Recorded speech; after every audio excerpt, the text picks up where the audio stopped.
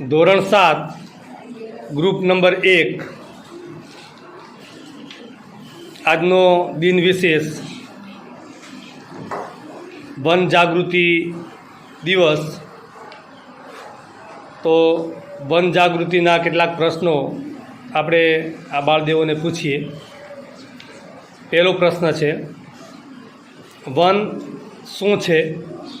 One શું છે? જવાબ, વન એટલે વૃક્ષ, છોડ અને પ્રાણીઓ કુદરતી સમૂહ જ્યાં પ્રકાર જીવન સાથે। બીજા નંબરનો પ્રશ્ન છે, વૃક્ષ અને છોડ આપણને કેવી રીતે મદદ કરે છે?